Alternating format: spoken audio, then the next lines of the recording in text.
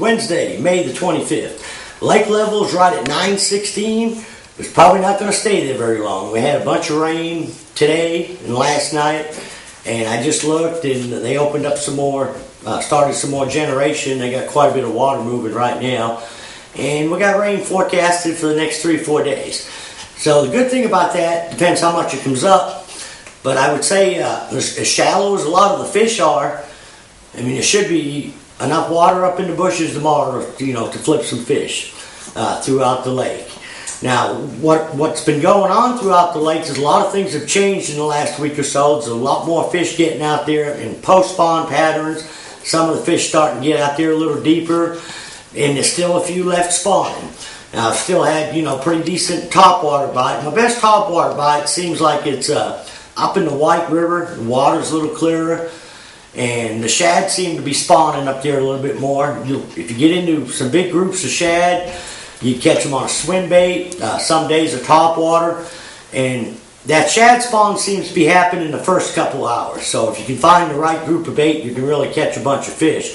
Other than that, the topwater fish and swim bait fish, I've been catching, especially with the cloud cover, you really got to kind of work for them. They're out over some deeper trees, suspended, and I've been throwing just a straight swim bait, anything from a 3.5 to a 4.5 inch. I'm throwing some of them on an underspin, anywhere from a 3/8 ounce to a 1/2 ounce on that. And also a few fish out there on flutter spoons as well. Now, several other things, like I said, that was taking off. I've been catching some fish in the mid-lake area on deep diving crankbaits, like a Strike King 6XD. And that same pattern's also, I know, has also been working up in the James River. Still got pretty good staying around the Kimberling area. And most of these fish are post-spawn fish. I'm catching them around the timber. Some of them are on the bottom, but some of them are out suspended in the pole timber. There'll be times where I'll set the boat 25, 30 feet, where this crankbait only gets down about 16 foot, but then fish are suspended in the trees. Other places I'm setting the boat in 20 and pretty much keeping it grinding. But a couple colors that are working, I think it's called a gizzard shad, and then the chartreuse sexy shad is working as well. Now, like I said, I know up in the James they've been catching them on, up there on that. But last week we also had some rain and a lot of that river muddied up. So I'd say, up there where the mud is, that bite is probably shut off on that crankbait and Carolina rig and a jig as well. And with this rain that we've had, it's probably going to mud up there again. So if you're up there fishing, I'd go to the bank with a spinnerbait and a buzzbait early. Then I'd go to flipping bushes. Now, another bite that's been also materializing, which will last all summer long, and that's a jigging spoon. Now, there's a couple different types of spoons. You hear us talk about a flutter spoon and a slab spoon. These are Dixie Jet flutter spoons here. And these are more for when the fish is suspended around the trees. You can work the bait anywhere down from the surface down about 15, 20 feet. And these other spoons we use are slab spoons. These are when we're fishing a little bit deeper. And I've got 3 different kinds here. I've got a pig sticker just come out with one that's been working real well for me. It's got a little hole in here that displaces a little water. It makes little bubbles when it's falling down. It seems like I catch them on that when I can't catch them on the other ones. This is an old Hazy Daisy, which has been my favorite for years. And this is a jewel. I think they call it the scuba spoon. I really don't think it matters which one. The fish will bite them all. One as good as the next. It's just whatever you get the most confidence in. I've got a little bit more confidence in the pig sticker spoon.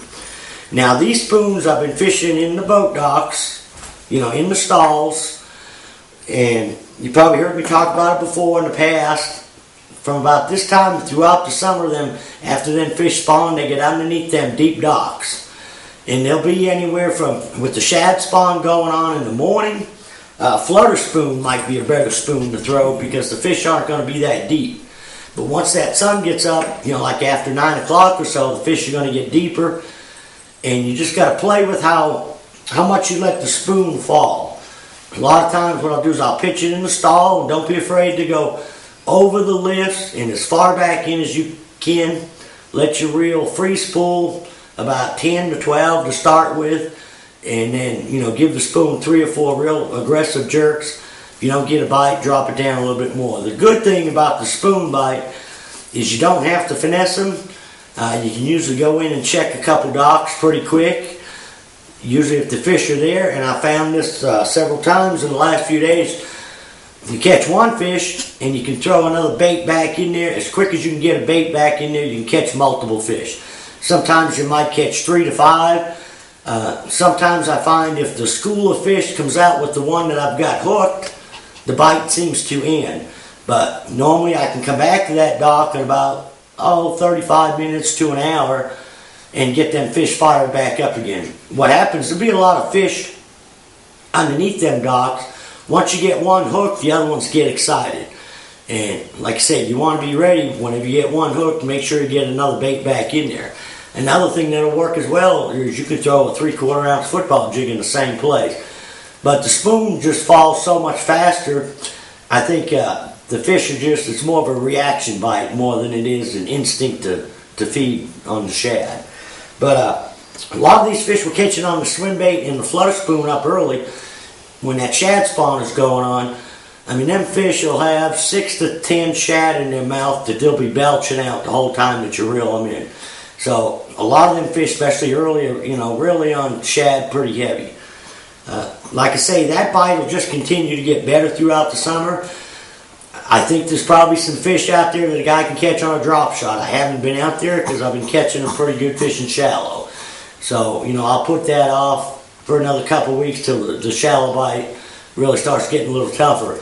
But with this water level coming up and we start getting some current, that's going to really fire up that shallow bite. There'll be a bite in the bushes, and there'll also be a bite if they're moving quite a bit of water on a lot of these main lake points where the current's coming across. If we get a bunch of water, say 6 to 8 foot, and they start opening some floodgates and get a real strong current, guy wants to be out there on the main lake points throwing a crankbait, spoon, or pretty much moving baits. I am catching a few fish on a pig sticker 5/8 ounce football jig on some main lake and secondary points, but I'm still catching far more fish on a moving bait, whether it be a crankbait, a swim bait, or even the smaller fish head with like a 2.8 Kitech or a little 4-inch grub. For some reason, like I said, I'm catching more on a moving bait than I am something dragging. And if I am fishing the bottom with the tube or a jig, I'm popping it, really not letting it rest on the bottom. The fish seem like they want the lures moving. So let's see what the rain does and what's in forecast for us for the next week. Till next week, good luck, good fishing.